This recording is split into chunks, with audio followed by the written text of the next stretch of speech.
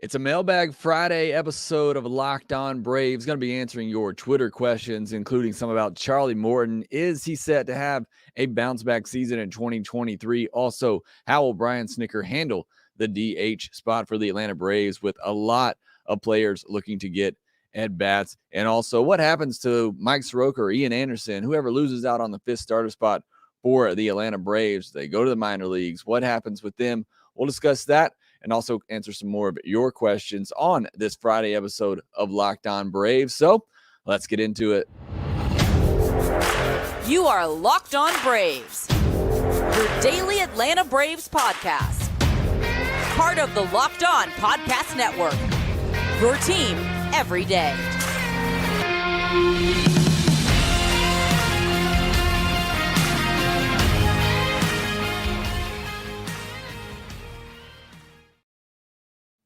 Hey, and welcome back to Locked On Braves, part of Locked On Sports Atlanta, where we cover your favorite Atlanta sports teams each and every day. I am your host, Jake Mastriani. You can follow me on Twitter at ShortstopBall. Also, you can check out my website, shortstopball.com, to see my previous work and also some in-depth articles on the Atlanta Braves. Make sure you follow the podcast on Twitter at LockedOn_Braves. Send in any questions, comments, or feedback that you have for the podcast. I try to make this podcast as interactive as possible with you, the listener, that way. Make sure you subscribe to us on YouTube. If you're new, hit that thumbs up button to help support the show. And thanks as always for making Locked On Braves your first listen of every day. On today's episode of Locked On Braves, it's a Mailbag Friday edition. Going to answer some of your Twitter questions. I don't have a ton out there, so if you're watching live, we already got a good bit watching us here. Make sure you send in those questions, and I'll get to those later in the episode. But we're going to start out with the questions that we did get from Twitter, and appreciate always when you submit those questions to me. And let's start with this one from Chris Baker. I may actually end up doing an entire episode on this topic because I think it's a very interesting one, and I want to dive even deeper into it. But Chris Baker asked, with a healthy offseason, do you think Morton can turn back the clock a few years? Certainly 2022 was not the season we were hoping for from Charlie Morton.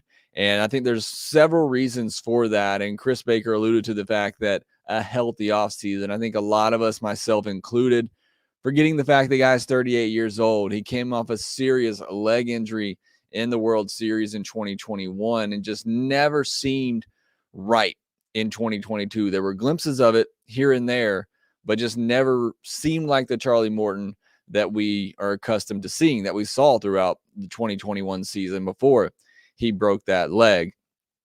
You look at, if you're watching on YouTube, I'm going to throw up some Baseball Savants percentile rankings here.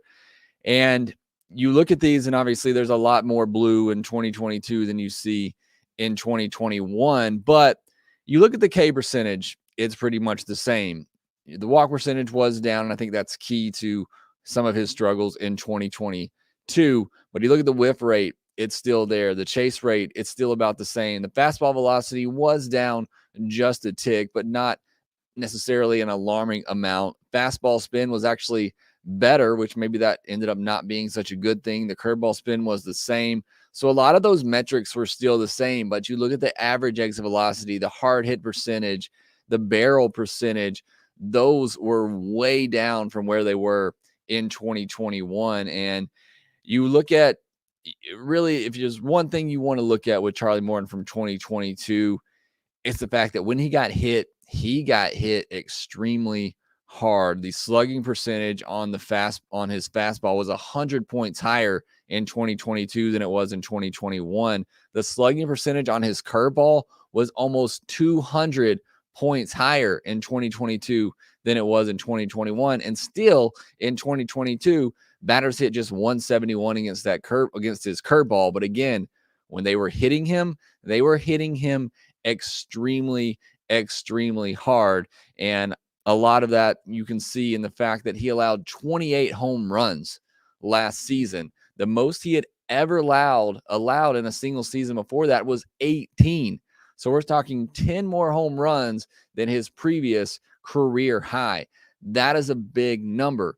If you cut down those 28 home runs and you put it to his previous career high at 18, so you take away 10 home runs from last year, and let's assume those are all just solo home runs that we're taking away, it would have dropped his ERA from 4.34 to 3.82. Still not necessarily where we're expecting Charlie Morton, $20 million Charlie Morton to be, but still much more respectable ERA. Now, if you assume that half of those 10 home runs that were taken away are 2-run homers, that would take his ERA all the way down to 3.56. And I know you can't do that, but I'm trying to project next season and hoping that he gets that figured out and he cuts down on those home runs and gets back more to his career norm.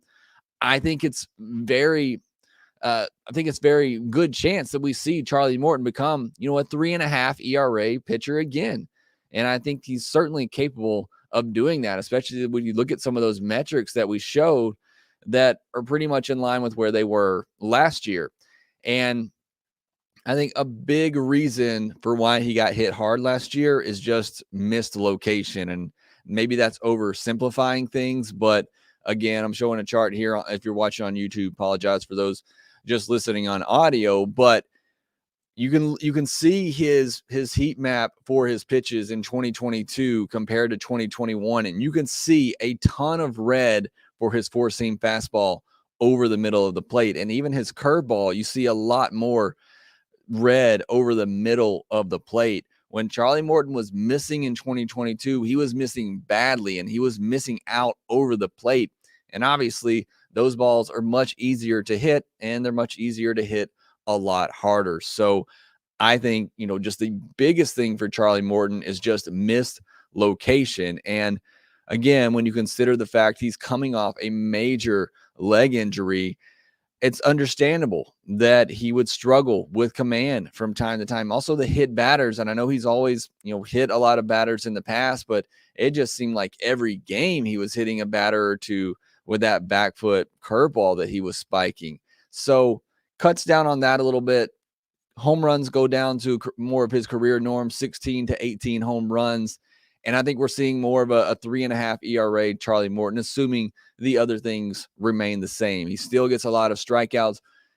Command also would help improve that walk rate that was down, but get that walk rate back to where it was, cut down on those home run numbers more to where we've seen in his career. And I think we do see a bounce back season from Charlie Morton, maybe not necessarily being that 1 or 2, but certainly a middle of the rotation, 3.5 ERA pitcher. I think it's very fair to assume we could see that type of pitcher again in 2023 from Charlie Morton. All right, got a couple more questions I want to get to, and then I'll get to some of the ones in the chat as well. Before we do that, I want to tell you about our friends at Built Bar. If you're looking for a delicious treat but don't want all of the fat and calories, then you got to try a Built Bar.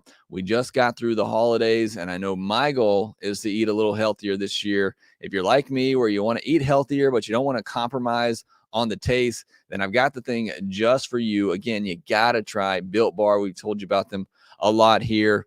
They are just delicious. They're healthy, and they taste amazing. They're so delicious, you won't think they're good for you. They're the perfect New Year's resolution for that diet. Built Bars, all Built Bars are covered in 100% real chocolate. They have unbelievable flavors. My favorite right now, the peanut butter brownie. They also got coconut almond for the coconut lovers out there. That's just to mention a few. You can go to their website and see all the different flavors that they have. It's like eating a healthy candy bar. Basically, when you're eating a Built Bar, only 130 calories, 4 grams of sugar with a whopping 17 grams of protein. You can order them online at built.com, as you've always been able to do, but now they are also available at your local Walmart and Sam's Club in the pharmacy section. So go get those Built Bars, go to Walmart, go to Sam's, or like as you've always been able to do, go to built.com and get your Built Bars today. Next sponsor is another one that I'm very excited about. I've told you about them the last couple of weeks. Big Dog Speakers. I got a package in the mail, opened up these speakers, wasn't really sure, didn't know that they were going to be a sponsor of the show. So I plugged them up, and man, was I blown away by these speakers. They were loud, but it was a loud and a clarity that I've never really heard out of a Bluetooth speaker before. It certainly was an amazing experience to hear these for the first time. Again, had no idea where they were coming from, had no idea they were going to be a sponsor. I just had them sent to me and tested them out, and I just can't get over the quality sound that these deliver. The Big Dog Scout is the brand's inaugural model, and it goes big with features that include 105 decibel max volume level, 40 watts, waterproof, charges other devices, 15 hours of playback, and you can pair two together for an enhanced audio. The Big Dog Scout is now available online at bigdogspeakers.com at $99, but if you use our promo code Locked On, you can get 20% off your order. So if you're looking to support the show, you're looking to buy a pair of Bluetooth speakers, go to bigdogspeakers.com, use our promo code Locked On to get 20% off. Again, go to bigdogspeakers.com for more information. Jumping back into your Twitter questions, got one from Chris Shaffey who says, who gets the fifth starter spot between Ian Anderson and Mike Soroka? Whoever doesn't get it, do they go to the bullpen?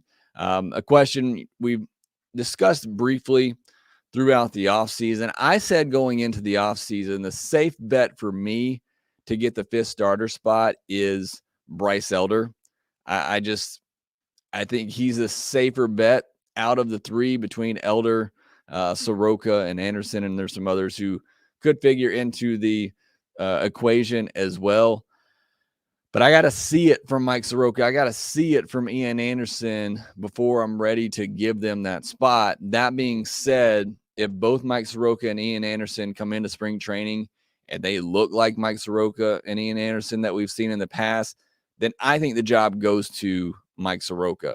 And maybe this is me, springing into a new year, feeling spring coming hopefully soon and getting geared up for spring training and the start of a new season, that maybe I'm getting myself a little too excited and pumped up for a Mike Soroka comeback. I just want it so badly, but I am starting to turn the corner a little bit into hoping, believing, thinking that Mike Soroka is going to get that fifth starter spot. Again, if both Soroka and Ian Anderson come in and look good, then it's going to be one of them. And I think if it's between those two, I think it's going to be Soroka. Now, they could if both of them look good and everybody's healthy and the four in front of them are healthy, I could see the Braves at least starting the year with the 6-man rotation, and then, somebody gets injured, maybe somebody regresses, and then, things tend to work themselves out that way. But I could see the Braves doing that at least to start the year, and that would save some innings for some of their starters. That's if everybody's throwing good. You don't just have a 6-man rotation to have one. You only do that if you have 6 really good starters that you trust. Now, that they don't want to do that, again, I think Mike Soroka, if they're both healthy and throwing good, he gets the nod, and Ian Anderson goes to AAA, in my opinion. Neither one of them would go to the bullpen. They both have options. Mike Soroka has one more minor league option left, and Ian Anderson has 2. So both of them could be sent back down to AAA, no problem. But again, if both are healthy, both look good, I think Soroka gets the edge and Ian Anderson goes to AAA. That's how I see it playing out. But again, we gotta see what happens in spring training. It's going to be one of the biggest storylines in spring training. That and the shortstop position and Vaughn Grissom and his development. Those to me are going to be two of the biggest stories going into spring training. Next question comes from Baltimore Braves fan. He says, based on our current roster, how many games do you think each of the following players start at DH? And I'm going to go through this list and tell you how many I think. Travis d'Arnaud, I think it's 10 to 15 and probably closer to 10 than 15 starts at DH. I don't think Travis d'Arnaud will DH a ton. I think he'll do it occasionally, but I don't think Brian Snitker really wants to DH him a ton. Maybe because I think Sean Murphy is going to get the majority of starts at the catcher position now. So maybe we do see Travis d'Arnaud get more time at DH just because he won't be catching, probably no more than 2 times a week. I wouldn't think, maybe 3 max.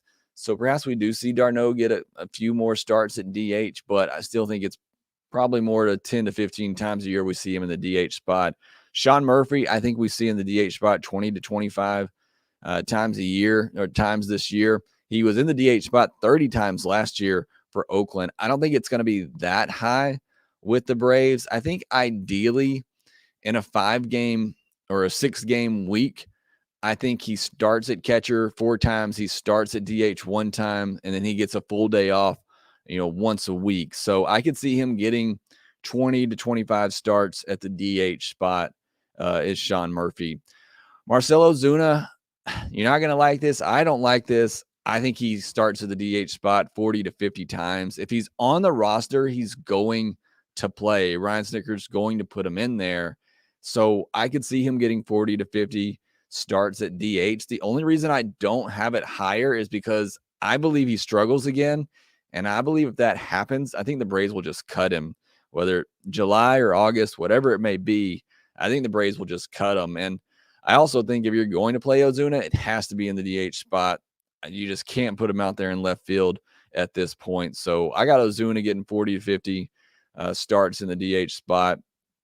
Jordan Luplow, I got 10 to 5. I mean, he'll play matchups with him when a lefty's on the mound. I could see him either in left field at DH. It may even be less than that because he's solid defensively in the corner. So if there is a lefty on the mound, he's probably going to be playing in the outfield, but I could see him maybe getting 10 to 15 starts. Baltimore Braves fan and asked about Orlando Arcia. I don't see Arcia getting a lot of starts in the DH spot. I put 5 or fewer, but I just don't see him getting a lot there. If he's not starting at shortstop, I think you need him on the bench for, late game utility replacement if somebody gets injured, being your backup infielder. So I don't see him getting a lot of starts at DH. As far as others who could get time at the DH position, I think Acuna is there a good bit, maybe 10 to 15 times, maybe more, to try to keep him healthy and fresh. So I see Acuna getting several starts at DH. One thing I hope we see is Austin Riley and Sean Murphy in that DH spot a little bit more to, give them maybe not a full day off, but keep their bat in there, but get them out of the field every now and then. So I hope we see Brian Snitker utilize that a little bit more and giving some of his infielders specifically some days off here and there, Riley and Olsen specifically, giving them some days off. So I see them taking up some of those DH spots as well. So look, there's a lot of players that need at bats. I don't think there's anybody throughout the entire year that's going to get 60, 70 starts at DH. I think it's going to be split up a good bit between, most of the names we mentioned. I'm sure there's going to be some others who come in there and get some spots at DH as well. But I do think those players take up the bulk of it. I think Ozuna, especially for the first half of the year at least, is going to get the majority of the starts at DH. And either he turns things around and it's great and he continues to get that DH spot, or he doesn't. And I think he gets cut mid-season. I don't think he's tradable at this point. I think that would have already happened if it could have happened. All right, going to take another break here, come back and answer some of the questions from the chat section, and we'll do that next.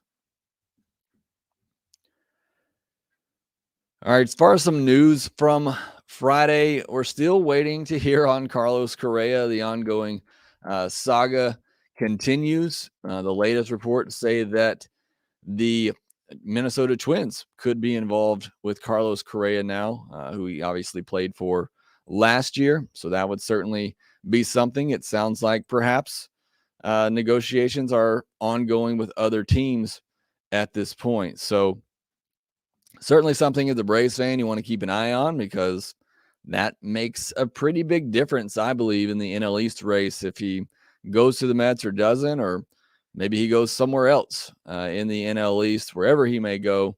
That continues to be the story that is taking over baseball at the moment as we just wait for that to happen. Also,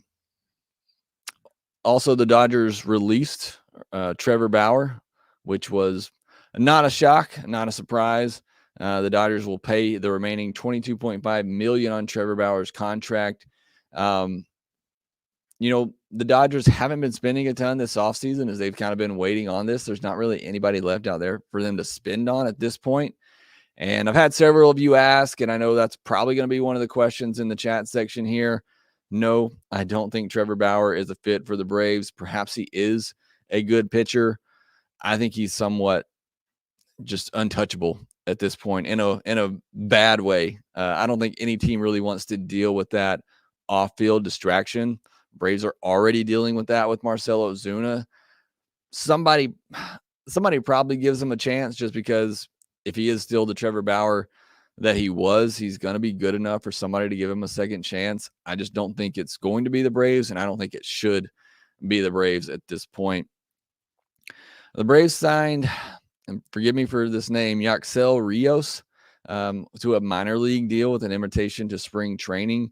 He's currently playing winter ball in Puerto Rico, has a 0.65 ERA, 34 strikeouts, and 4 walks in 27 2/3 innings pitched. Has pitched with the Red Sox before in the past, so small move by the Braves on Friday as well. So I believe that's all the news. I believe last time we talked about Rafael Devers signing with the Red Sox, that big deal that was. So that is all the news for today. So I'm going to jump back in to your Twitter questions, or your questions that you have here in the chat. Chad Shavers had mentioned CJ Cron as DH. Would love that. I love CJ Cron. But again, we already have a lot of players battling for those DH at bats. And yes, while CJ Cron would probably be an upgrade there, over Ozuna, was an all-star last year, obviously with the Rockies, I just don't see how it can happen. And you'd have to trade for him as well. He's not making a ton.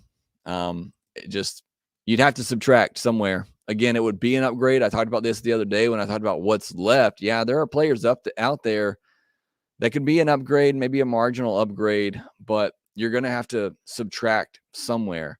And the players that you want to subtract are going to be expensive to cut loose. Ozuna, Rosario. AJ Evans says, any thoughts on Luke Jackson most likely signing with the Giants? I have not heard that. I've been saying all offseason that I think the Braves probably told Luke Jackson, hey, if you can get a major league deal somewhere, go for it. Great. If not, let us know and we'll sign you on a minor league deal. So I'd be surprised if he signed a minor league deal with any other team than the Atlanta Braves, unless he just feels like there's a better path for him at the big league level. Christopher Shaffey also asked, do you think Dylan Lee will have another great year this season? I think he's somebody that we could see regress a little bit. Look, the Braves have a lot of players that I think are going to have better performances in 2023. You talk about Acuna, even Matt Olson, who had a great year last season. Obviously, Ozzie Albies, essentially gave us nothing last year. Same for Eddie Rosario. I think those are 4 candidates. We talked about Charlie Morton this episode as well. So a 5th candidate that I think is very likely to give us more in 2023, but there's going to be players who regress. I think Dylan Lee could be a certain candidate for that. Kyle Wright as well, another one. Pierce Gilbert with the hole at shortstop. Did the Braves sign an Elvis Andrus and let Grissom work it out in AAA, or did the Braves rock with Grissom the whole way? I've heard they could be in on Correa. Chad Shavers also asked, are the Braves actually in on Correa? I have not seen that from any reputable sources. If you would like to send that source to me in my DMs on Twitter, I would gladly take a look at that, but I've not seen that from any reputable sources that I know that the Braves are interested in Correa. It would have to be, a 1-year, 2-year deal at a high AAV. I don't see the Braves going long-term for Correa. So I don't see that as a fit. Elvis Andrus, I've talked about that. It all depends on how the Braves view Vaughn Grissom. Do they think he can handle the position defensively, or are you at least willing to give him a chance to grow there? If not, then I think you do go out and sign an Elvis Andrus or an Jose Iglesias and let Grissom continue to work at AAA. But I can't tell you that because I haven't seen the workouts with Vaughn Grissom. None of us have. Aram Layton, I mentioned this the other day, did a great thread going back and looking at all the ground balls that Vaughn Grissom took last year, and it's convinced him that he can handle the position defensively. But it's just going to be one of those things that until we see it, and I think spring training, as I mentioned earlier, is going to be big for him. It's just really that unknown. But it also depends on the contract for either Andrus or Iglesias. Can you get them on 1 year, $4 million? If you can, then why not? and give some depth and give it a veteran who can help Grissom along, and then you get to spring training and Grissom's not ready, then you send him in a AAA and let one of those guys start. If you get to spring training and Grissom looks great and you think he can handle the position, then that's great. Then you move one of those players to the bench and they become, a veteran leader in the clubhouse, and they can play multiple positions. So I wouldn't hate it depending on the price. Again, if you could get Andrews or Iglesias on a 1-year deal for even $6 million or less at this point, they're already over the luxury tax. And then I certainly wouldn't hate the idea. James Saunders says, love Charlie. He can really spin it. Hope he has more success, especially against the Phillies. They really teed off on him last year. Yeah, the home run balls, it's crazy how it shot up so much. But again, you look at that heat map that I threw up, and you can see how he was just missing right over the middle of the plate when he missed. Chad Shaver says maybe a 1-year deal so he can show that he can be healthy and productive. I think that was in reference to Correa, and that's kind of what I talked about. If the Braves were going to do something, I got 4 questions in a row talking about Bauer. I kind of already answered that. I don't think it's a fit for the Braves, and I don't think they should sign him. Frankie Torres, I think the Braves should have passed on Charlie, especially for $20 million. Guys hits a lot of batters with 0-2 counts, gives up a lot of home runs, and half a season he's trying to find his stuff. I talked about it at the top. I think the injury had a lot to do with that and just a miss in location. I think there's a very good chance he's better next year. I will agree with you, though. I think giving him $20 million was perhaps not the best idea. I was all for bringing Charlie Morton back at 12 to 15 million. But that 20 million mark just makes it seem like you're signing a top of the rotation pitcher, which maybe that's not the case anymore. We've seen this offseason, top of the rotation pitchers are getting 27 to 30 million. But I thought that was a little bit of an overpay. I think they paid more for the veteran leadership and experience that he brings along with that, because Charlie Morton's very much at a point in his career where he could say, I'm just going to pack it in and take it home. So maybe it took a little extra to convince him to come back. Some of you also still talking about signing Bauer. I don't see it. I don't think the Braves want to take that on. Steve-O says, I pray for a healthy team. That's it. Would love to see that specifically for Ronald Acuna Jr. Please, please, please give me a full healthy season of Ronald Acuna Jr. I've been saying for years, if we can get that, he's going to win an MVP, and I truly believe that. So let me just get a healthy year of Ronald Acuna Jr. But yes, hopefully we get a healthy year for everybody. Soroka as well, all breaks down, says would love get a healthy year from him. James Saunders thinks Ozuna is going to have a comeback year. I hope so, but I didn't love the signing originally when it happened. I thought the Braves paid off a small sample size in 2020. And look, I know I'm repeating myself for those who listen to every episode. I apologize. Thank you, first of all, for doing that. But Ozuna, you put him out there 500 times a year or 500 at-bats a year, he's going to hit 25, 30 home runs. That's what he's going to do. In between those home runs, he gives you nothing. He can't play defense. He can't run. He strikes out a lot. He doesn't walk. That's my, other than the off-field stuff, that is one of my biggest complaints with Marcell Ozuna, is that outside of hitting a home run every 20 at bats or so, he does nothing for you in between that. Looking at a couple more questions here. Double A says, I can see someone taking a chance on Bauer closer to playoff time if he isn't signed by then. Like I said, somebody's probably going to take a chance on Bauer. I think it's most likely going to be a small market team, somebody who needs a spark. I don't see anybody. I don't know. It's really a weird situation. I think somebody will probably take a chance on him. Leo Messi says, in your opinion, Arcia or Grissom?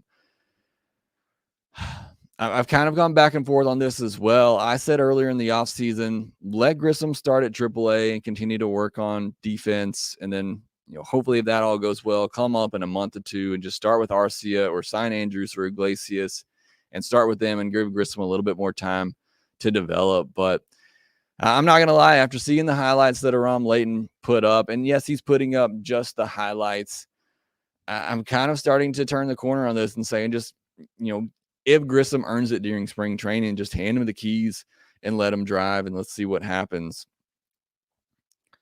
Double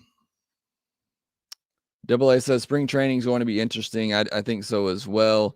Corey Carter says, I think Dylan Dodd may come up this year. I did featured Dylan Dodd on this week's Monday Minors, so make sure you go back and check that out. I love Dylan Dodd. I think he has a potential to come up this year if needed. He's just so far down on the depth chart right now because the Braves have a lot of starting pitching depth, but I do like Dylan Dodd a lot.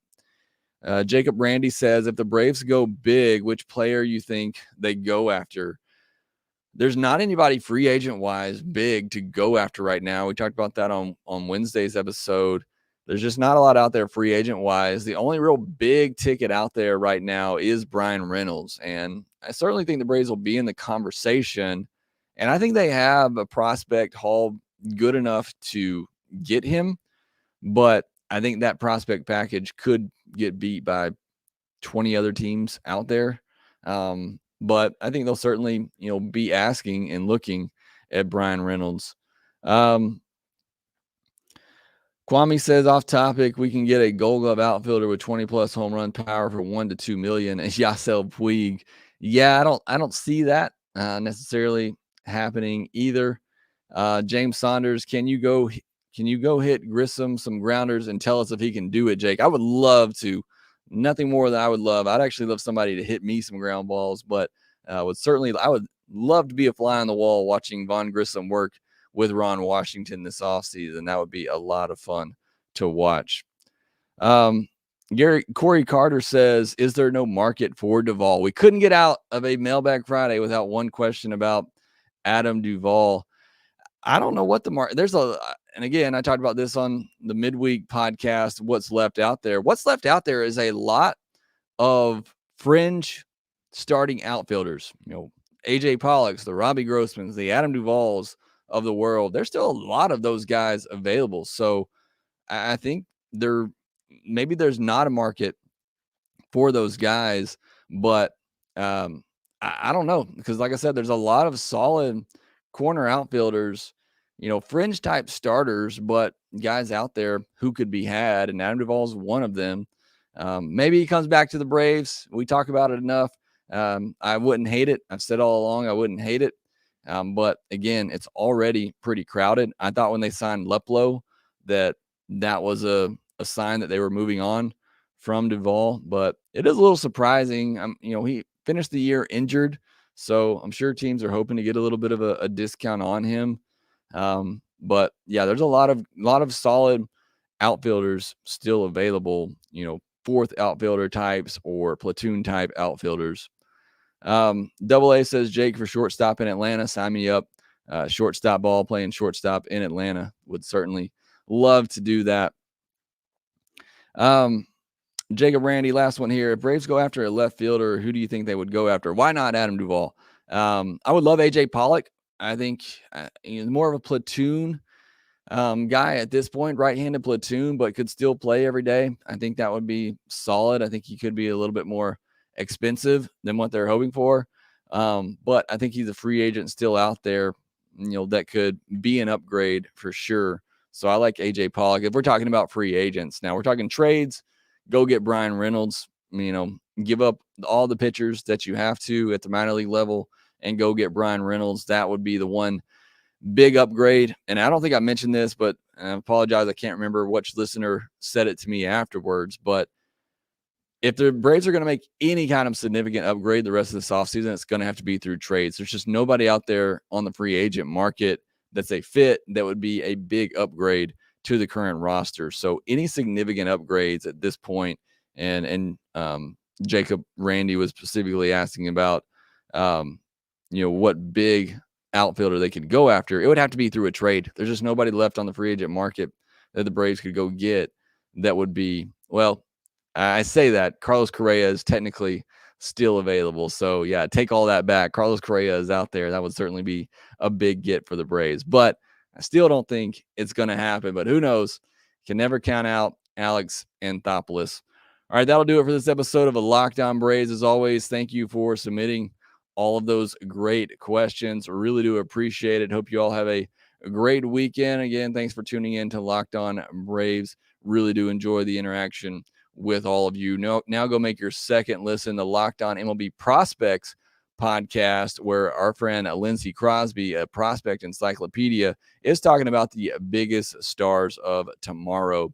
Again, thanks for listening. Be sure to follow us on Twitter at LockedOn_Braves. You can follow me at ShortstopBall. Make sure you rate, review, and subscribe to the Locked On Braves podcast wherever you get your podcast, and we will talk to you next time.